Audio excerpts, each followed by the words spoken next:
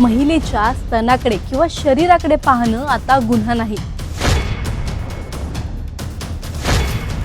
एकटक पाहणं गुन्हा नाही. कोर्टाचा हा मोठा निर्णय. अनैतिक वर्तन कायदेशीर गुन्हा, फरक स्पष्ट. महिलांच्या सुरक्षेवर प्रश्न. महिलांच्या सुरक्षेवर प्रश्न. कायदा अपुरा पडतोय का? मुंबई उच्च न्यायालयाच्या एका निर्णयामुळे सध्या मोठी चर्चा रंगली आहे. महिला सहकार्याकडे एकटक पाहणं हे अनैतिक असलं तरी ते कायद्याने गुन्हा ठरणार नाही, असं न्यायालयाने स्पष्ट केलं आहे. मग नेमकं काय आहे हा निर्णय? कायद्याची मर्यादा कुठपर्यंत आहे आणि महिलांच्या सुरक्षेच्या दृष्टीने हा निर्णय किती महत्त्वाचा आहे पाहूया या व्हिडिओमधून. नमस्कार, मी मनाली आणि टाइम्स नाऊ मराठीमध्ये तुम्हा सर्वांचं स्वागत. मुंबई उच्च न्यायालयाचे न्यायमूर्ती अमित बोरकर यांच्या खंडपीठाने एका प्रकरणात महत्त्वाचं निरीक्षण नोंदवलं आहे.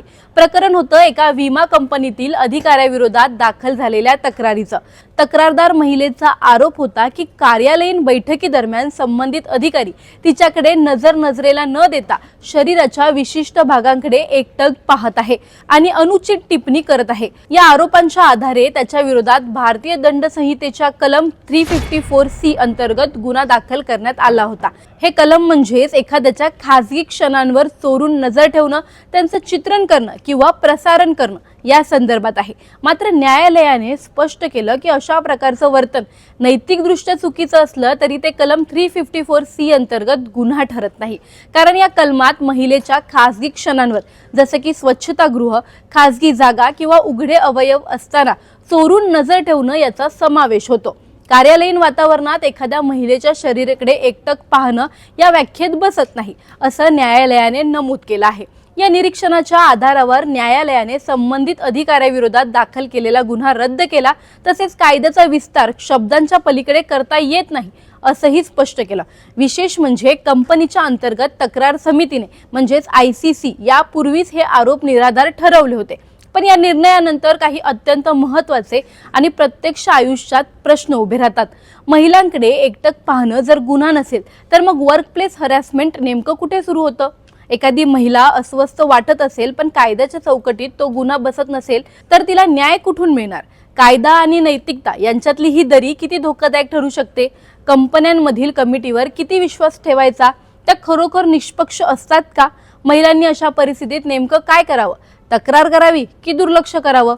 पुरुषांसाठी देखील प्रश्न आहेत की कोणत्या वर्तनाला अनैतिक म्हणायचं आणि कोणत्या वर्तनाला गुन्हा? कायदा बदलायला हवा की समाजाची मानसिकता बदलणं अधिक गरजेचं आहे? तुम्हाला या निर्णयावरती काय वाटतं? आम्हाला खाली कमेंट बॉक्समध्ये नक्की कळवा. व्हिडिओ आवडल्यास लाईक व शेअर करायला विसरू नका. तसंच अशा नवनवीन अपडेट्ससाठी व माहितीपूर्ण व्हिडिओजसाठी टाइम्स नाऊ मराठीला नक्की फॉलो करा.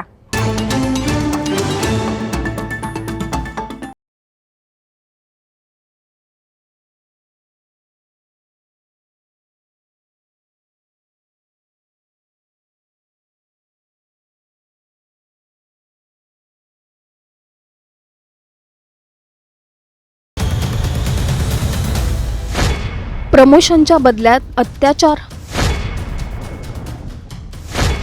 ब्रेन वॉश करून धर्मांतराचा प्रयत्न. HR executive Nida Khan master mind. नाशिकच्या TCS मध्ये चालणारं धर्मांतराचं गंभीर प्रकरण समोर आलं आणि या सगळ्या प्रकारामुळे एकच खळबळ उडाली. साधारणपणे कोणत्याही कंपनीत, मग ती छोटी असो किंवा मोठी, प्रत्येक मुद्दा आधी HR कडे जातो, मग HR मॅनेजरकडे आणि बहुतांश वेळा तिथेच तो मार्गी लागतो. पण नाशिकच्या प्रकरणात चित्र काही वेगळंच दिसतंय. कारण इथे तक्रारी वर पोहोचण्याआधीच दाबल्या गेल्याचा आरोप आहे.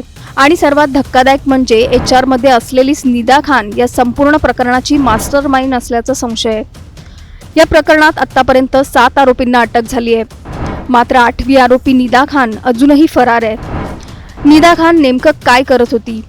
तक्रारी का दाबल्या गेल्या? निदा खानचा या सर्व प्रकरणात नेमका रोल काय? याचा सविस्तर आढावा या व्हिडिओच्या माध्यमातून आपण घेणार आहोत. त्यासाठी हा व्हिडिओ शेवटपर्यंत पाहत राहा आणि टाइम्स नाऊ मराठीला लाईक, फॉलो आणि सबस्क्राईब करा. नाशिकमधील TCSच्या BPU युनिटमध्ये गेल्या काही वर्षांपासून चालू असलेल्या लैंगिक शोषणाचा आता मोठा भांडाफोड झालाय. पोलिसांनी तब्बल 40 दिवस गुप्त तपास केल्यानंतर या प्रकरणात आतापर्यंत 9 FIR दाखल झाले आहेत। या FIR मध्ये 6 टीम लीडर्स आणि HR विभागातील अधिकाऱ्यांसह अनेकांना अटक करण्यात आली आहे। पीडित महिलांच्या मते या सर्व घटना 2022 ते 2026 या काळात घडल्या आणि या सर्वात धक्कादायक बाब म्हणजे ज्यांनी महिलांच्या सुरक्षिततेची जबाबदारी घ्यायला हवी होती त्यांच्यावरच गंभीर आरोप झाले आहेत। पीडित महिलांचे आरोप नेमके काय? पीडित महिलांनी दिलेल्या तक्रारीनुसार काही टीम लीडर्सनी त्यांना नोकरी, पगारवाढ आणि प्रमोशनचं आमिष दाखवलं। यानंतर त्यांच्यावर शारीरिक संबंध ठेवण्यासाठी दबाव टाकण्यात आला। नकार दिल्यास ब्लॅकमेलिंग केलं गेलं आणि काही प्रकरणांमध्ये बलात्काराचेही आरोप करण्यात आलेत। याचबरोबर काही पीडितांनी गंभीर आरोप केलेत। नमाज पठण, रोजा ठेवणं, मांसाहार करणं आणि अगदी धर्मांतर करण्यासाठीही दबाव टाकण्यात आला। या प्रकरणात आसिफ अन्सारी, तौसिफ अत्तर, दानिश शेख, रजा मेमन, शाहरुख कुरेशी, शफी शेख आणि निदा खान अशी काही आरोपींची नावं समोर आली आहेत। निदा खान कोण आहे, तिची भूमिका काय? या संपूर्ण प्रकरणात सर्वात चर्चेत राहिलेलं नाव म्हणजे निदा खान। निदा खान ही सावित्रीबाई फुले पुणे विद्यापीठाची माजी विद्यार्थिनी आहे। ती नाशिकच्या TCS BPU युनिटमध्ये HR मॅनेजर म्हणून कार्यरत होती। तिच्यावर कर्मचाऱ्यांच्या तक्रारी हाताळणं, कामाच्या ठिकाणी कर्मचाऱ्यांना सुरक्षित ठेवण्याची आणि पॉश कायद्याअंतर्गत नियमांची अंमलबजावणी करण्याची जबाबदारी होती। पण तपासात समोर आलेल्या माहितीनुसार पीडितांनी केलेल्या 70 ते 80 तक्रारी, ईमेल्स, चॅट्स या सर्वांकडे दुर्लक्ष करण्यात आलं। काही पीडितांच्या मते निदा खानने तक्रारींना उत्तर देताना कॉर्पोरेटमध्ये अशा गोष्टी होत असतात, हे नॉर्मल आहे असंही म्हटलंय। यामुळे SITने निदा खानला या प्रकरणाची मास्टरमाइंड म्हटलंय। तपासात अनेक धक्कादायक खुलासे समोर।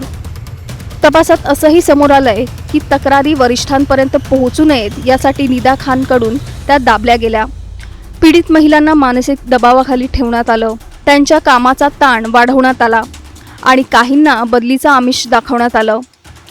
विशेष म्हणजे आरोपींपैकी काही जण विवाहित असल्याचीही माहिती लपवण्यात आली होती, ज्यामुळे पीडित महिलांना फसवणं सोपं झालं। दरम्यान निदा खान जानेवारी 2026 मध्ये कंपनी सोडून गेल्याची माहिती समोर आली आहे आणि सध्या ती फरार असल्याचं सांगितलं जात आहे। नाशिकमधल्या या सर्व प्रकरणामुळे फक्त एक कंपनीच नाही तर संपूर्ण कॉर्पोरेट संस्कृतीवर प्रश्नचिन्ह उभं राहिलंय। महिलांच्या सुरक्षिततेसाठी असलेले पॉश कायदे फक्त कागदावरच आहेत का?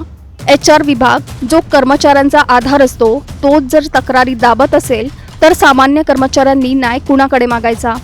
आणि सर्वात महत्त्वाचं म्हणजे इतक्या मोठ्या कंपनीत इतक्या वर्षापासून हे सगळं सुरू होतं आणि कोणालाही त्याची माहिती नव्हती का? नाशिकमधील या TCS प्रकरणाने अनेक गंभीर प्रश्न उपस्थित केले आहेत। ही फक्त काही व्यक्तींची चूक आहे का की यामागे मोठं रॅकेट कार्यरत आहे?